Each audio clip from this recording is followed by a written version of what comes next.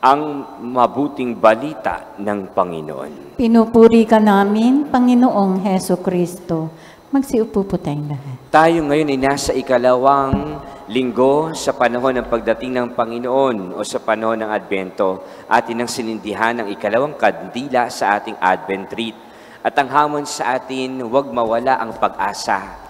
Laging manatili ang pag-asa, maging matatag at matibay sa pananampalataya, at laging manalangin at sa Diyos ay laging magtiwala.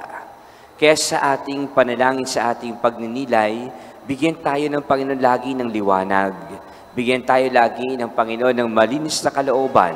Bigyan tayo lagi ng Panginoon ng pagkakataon upang maging mabuti, maging mapagpatawad at maging mapagmahal. Ginamit ng Diyos ang katauhan ni Juan Bautista upang ipangaral sa lahat na magsisi at talikdan ang mga kasalanan, magbalik loob sa Diyos at magbagong buhay. At ginamit rin ng Panginoon si Juan Bautista upang magbinyag sa Ilog Jordan, upang lahat ng sumasampalataya at nananalig sa Diyos sa pamamagitan ng binyag ay mahugasan sa kanilang kasalanan at maging malinis ang kanilang kalooban. Kaya marapat lamang na sa paghahanda natin sa pagdating ng Panginoon, maging malinis din ang ating kalooban. Magsisirin tayo sa ating kasalanan. Tayo ay humingi ng tawad. Tayo ay mangumpisal. Tunay nga na si Juan Bautista nakilala hindi lamang sa pangangaral, hindi lamang sa pagpapahayag, hindi lamang sa pagbibinyag sa Ilog Jordan, kundi siya rin ay nakilala sa pagiging tagapaghanda sa daraanan ng Panginoon. Alam niyo po, kapag may tagapaghanda sa daraanan ng Panginoon, abay lalo kang na-excite. Naghahanda ka pa lamang, nagpe-prepare ka pa lamang, excited ka na. Lalo na siguro kung dumating na yung araw na kung saan si Jesus na ating tagapagligtas, na ating Mesiyas ay dumating na, tunay nga na doble-doble pa ang kagalakan na yung mararamdaman. Sa ating paghahanda sa daraanan ng Panginoon, katulad ni Juan Bautista, gamitin tayo ng Panginoon. Maging instrumento tayo ng Panginoon. Katulad niya, maging tagapaghanda sa daraanan ng Panginoon.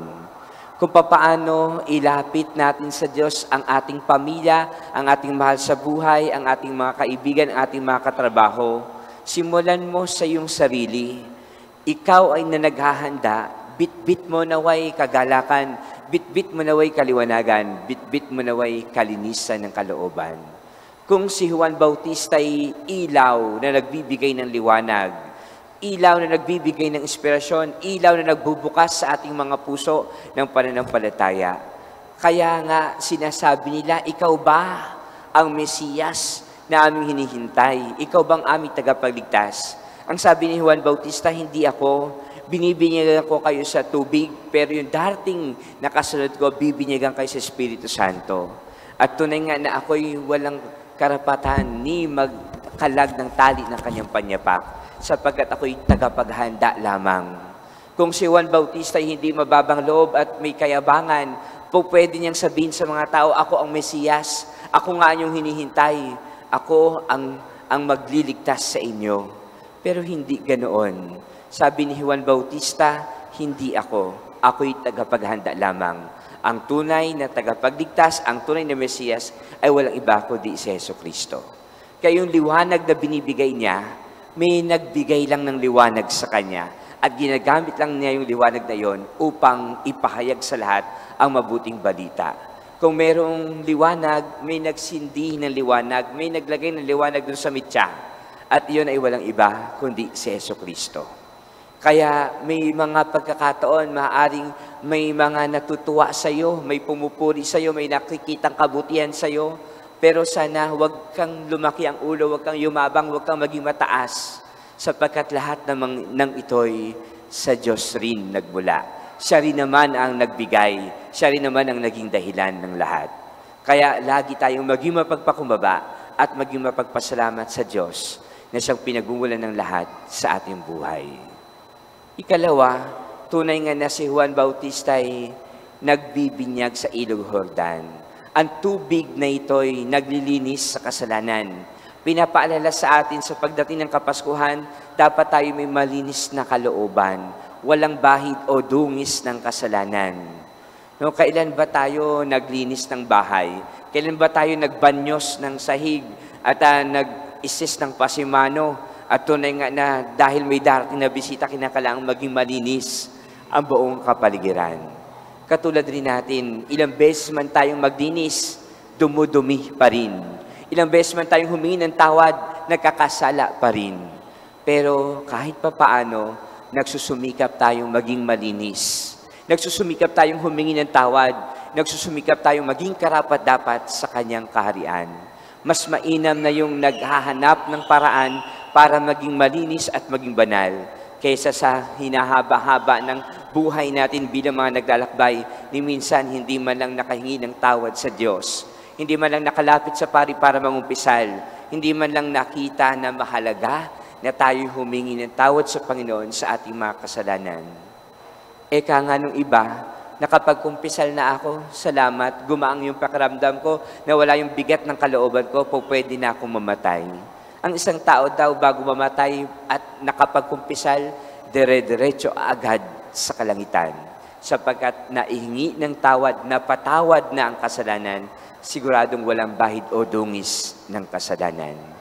Mga minamahal na kapatid, kung seryoso tayo sa ating pananampalataya, sa ating paghahanda sa pagdating ng Kapaskuhan, tunay nga na ito sa larawan ni Juan Bautista ay maging bahagi upang tayo maging tunay na handa sa pagdating niya. Puspos ng pagpapasalamat, puspos ng pananampalataya, puspos ng pagmamahal at pagpapatawad sa kapwa. Alam niyo po, pinakamahirap siguro yung magpatawad.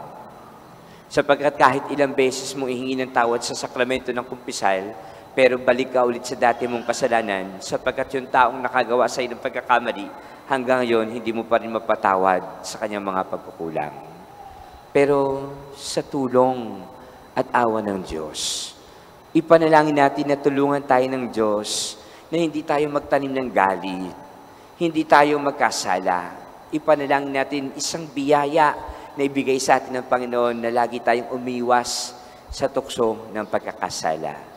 Pagkatapos mong mangumpisal, malinis ang iyong kalooban, sasabihin mo, Lord, sana mailayo mo ako sa tukso. Hindi ako makagawa ng kasalanan. Hindi nawa ako makapagsalita ng masakit at hindi na ako magtatanim ng galit sa mga taong gumagawa sa akin ng kasalanan. Ignore the people who always hates you, who always put anger in your heart. Sana nga we ignore these negativities in our life and we always open our hearts to what is good, to what is holy. Bigyan natin ng pansin at pagpapahalaga ngayong Kapaskuhan ang mabuting gawa, ang pagmamahal, ang pagpapatawad at kapakumbabaan. Amen.